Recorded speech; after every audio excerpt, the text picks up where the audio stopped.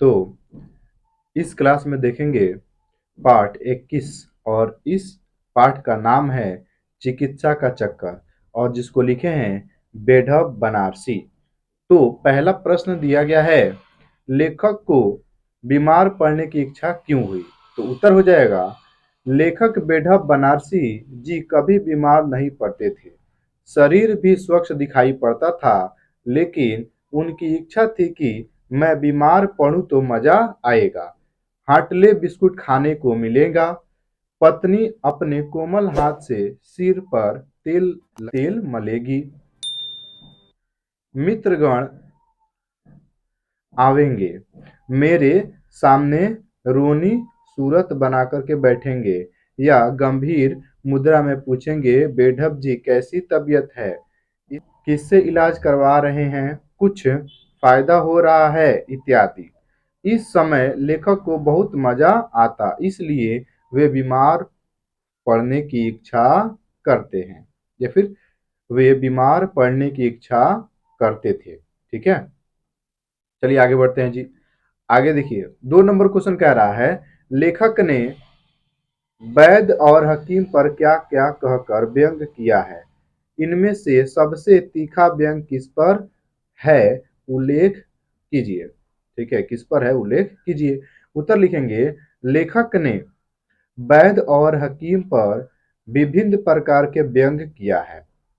वैद्य जी पर व्यंग करते हुए लेखक ने कहा है कि आयुर्वेदाचार्य यशज्ञ रंजन, चिकित्सका मार्तंड, कविराज पंडित सुखदेव शास्त्री जी को जब बुलाया गया तो वे पत्रा पोथी देखकर बोले तथा ग्रहण नक्षत्र और तिथि के विचार कर कुछ देर में जाने के लिए हाँ भर दी। वैद्य जी पालकी पर चढ़कर आते थे, मोती गमछा और मैला कुचला जनेऊ धारण किए हुए थे, मानो अभी अभी कुश्ती लड़कर आए थे। ठीक है, यानी कि बोला गया है सबसे अधिक व्यंग कैसे है कि जो उनको डॉक्टर देखने आते थे, आयुर्वेदाचार्य जो देखने आते थे, वो पोथी पत्रा निकाले हैं और कुंडली देख करके ये बता रहे हैं इसमें कि अभी ये व्यक्ति जो है वो जीवित नहीं रहने वाले हैं, यानी कि जो लेखक है वो जीवित नहीं रहने वाले हैं। ठीक है, ये बातें इसमें बोला गया है। चलिए आगे देखते हैं जी। हाकिम पर व्यंग करते हुए क्या कहा है, देखिए, हाकिम साहब पर व्यंग करते हुए लेखक उनके पहनावे और शान शौकत का वर्णन कर उन पर व्यंग कसा है। आगे देखिए, 3 नंबर क्वेश्चन। 3 नंबर, अपने देश में चिकित्सा की कितनी पद्धतियां प्रचलित है, उनमें से किन किन पद्धतियों से लेखक ने अपनी चिकित्सा कराई? यानी कि जो इस पाठ में लेखक हैं, इस पाठ में बताया गया है कि हमारे देश में कितनी चिकित्सा पद्धति हैं और लेखक जो है वो किन किन डॉक्टर से अपना जो इलाज है वो करवाए थे, उनको लिखना है। ठीक है, तो चलिए लिखेंगे, हमारे देश में चिकित्सा के निम्नलिखित पद्धतियां प्रचलित है, जैसे एलोपैथिक, 1 नंबर में है allopathic, 2 number Ayurvedic, 3 number homeopathic, 4 number जल चिकित्सा, 5 नंबर में हो जाएगा प्राकृतिक चिकित्सा, 6 नंबर में हो जाएगा दंत चिकित्सा और 7 नंबर में हो जाएगा तंत्र मंत्र चिकित्सा। लेखक ने एलोपैथिक, आयुर्वेदिक, हकीम या फिर हकीमी इत्यादि पद्धतियों से अपना इलाज कराई, यानी कि लगभग 7 पद्धतियां हैं जिनमें से उन्होंने 3 पद्धतियों से अपना क्या कराया, इलाज करवाया। चलिए आगे देखिए, 4 नंबर क्वेश्चन। 4 नंबर क्वेश्चन कह रहा है कि इस पाठ में हास्य व्यंग्य की बातें छांटकर लिखिए, जैसे रसगुल्ले छायावादी कविताओं की भांति सूक्ष्म नहीं थे, स्थूल थे। तो पहला जो उत्तर लिखेंगे वो लिखेंगे डॉक्टर के वेशभूषा के पक्ष में, यानी कि पहला उत्तर लिखेंगे डॉक्टर के वेशभूषा के पक्ष में कवि क्या कहते हैं, सूट तो ऐसे पहने थे मानो प्रिंस ऑफ वेल्स के वेलेटो में है, यानी कि बोला गया है कि सूट वो डॉक्टर जो थे वो सूट ऐसे पहने थे कि मानो कि वो एक राजा महाराजा के महल में है। ठीक है, आगे देखिए, दूसरा नंबर, डॉक्टर का इक्के का आना के पक्ष में क्या बोलते हैं लेखक, देखिए लिखेंगे, जैसे लीडरों का मोटर छोड़कर पैदल चलना, यानी कि लीडरों का मोटर छोड़ करके क्या करना, पैदल चलना। दूसरा नंबर हो गया आपका। तीसरा नंबर देखेंगे, तीसरा नंबर में है जीव दिखाने के पक्ष में। ठीक है जी, यहाँ पे तीसरा नंबर हो जाएगा आपका। ठीक है, यहाँ ऐड कर लीजिएगा।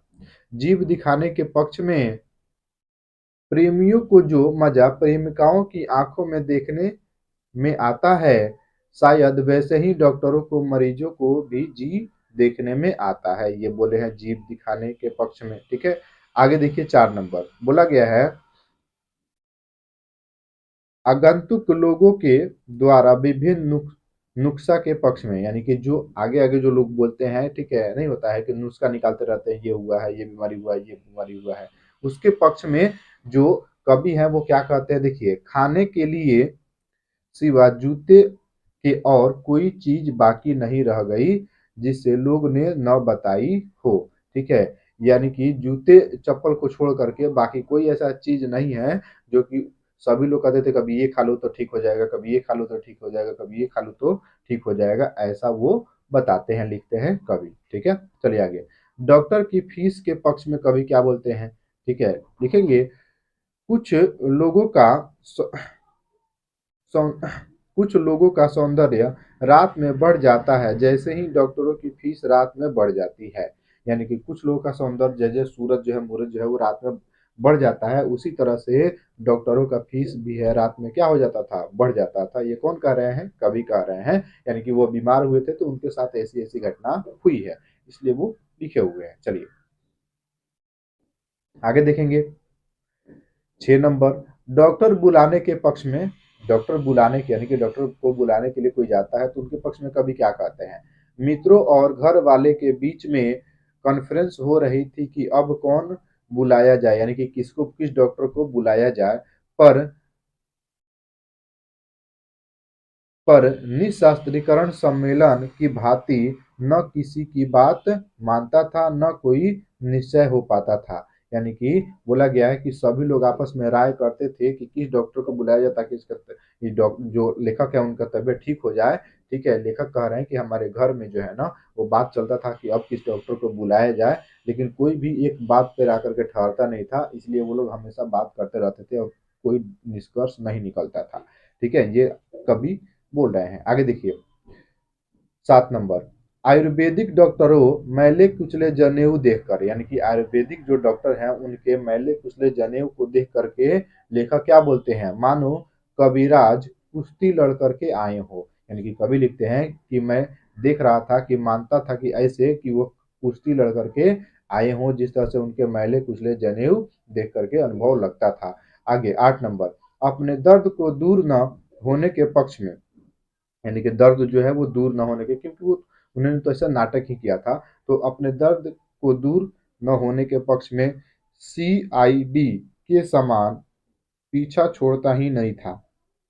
आगे बोला गया 9 नंबर में हाकिम साहब के पैजामा के पक्ष में। हाकिम साहब के पैजामा के पक्ष में कवि ने क्या कहा है, तो लिखेंगे यहाँ पे पाँव में पैजामा ऐसा मालूम होता था कि चूड़ीदार पैजामा बनाने वाला था, यानी कि चूड़ीदार पैजामा बनाने वाला था, परंतु दर्जी ईमानदार था, उसने कपड़ा चुराया ही नहीं। ठीक है, कपड़ा चुराया नहीं, सब का सब सिल दिया, यानी कि ऐसे बोरा की तरह वो दिख रहा था पैजामा।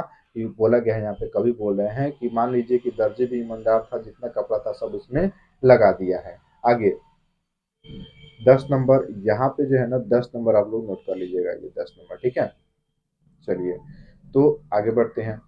बोला गया कि हाकिम साहब के यश के बारे में, यानी कि हाकिम साहब का जो यश है उनके बारे में कवि क्या बोलते हैं, आपका नाम बनारस ही नहीं हिंदुस्तान में लुकमान की तरह मशहूर है इत्यादि। यानी कि वो हाकिम का जो नाम जो है वो बनारसी नहीं बल्कि हिंदुस्तान में लुकमान की तरह एकदम मशहूर है, ये कवि कहना चाहते हैं। आगे देखिए बोला गया है 5 नंबर किसने कहा किससे। ठीक है, या फिर किसने कहा किससे कहा। चलिए क नंबर क्वेश्चन कह रहा है कि मुझे आज सिनेमा जाना है, तुम अभी खा लेते तो अच्छा था। ठीक है, तो कौन किससे कहा जी, तो लेखक की पत्नी ने लेखक से कहा। आगे 6 नंबर घबराने की कोई बात नहीं है, दवा पीजिए, 2 खुराक पीते ही आपका दर्द गायब हो जाएगा। उत्तर कौन किससे कहा जी? लिखेंगे सरकारी डॉक्टर ने लेखक से कहा। आगे ग नंबर, वायु का प्रकोप है, यकृत में हवा घूम करके पित्ताशय में प्रवेश कर आंत में जा पहुंचा है। कौन कहा? उत्तर लिखेंगे आयुर्वेदिक डॉक्टर ने लेखक से कहा। आगे घ नंबर, दो खुराक पीते पीते आपका दर्द वैसे ही गायब हो जाएगा जैसे हिंदुस्तान से सेना गायब हो रहा है। इस वाक्य का भाव स्पष्ट कीजिए। उत्तर लिखेंगे जैसे हिंदुस्तान में धीरे धीरे सेना की कमी हो रही है, उसी प्रकार धीरे धीरे आपका दर्द जाता रहेगा। इस दिन ऐसा होगा कि भारत में न सेना रहेगी और न आपका पेट दर्द रहेगा। ठीक है, तो आज के लिए इतना ही, फिर मिलते हैं अगले क्लास में। तब तक के लिए जय हिंद, वंदे मातरम।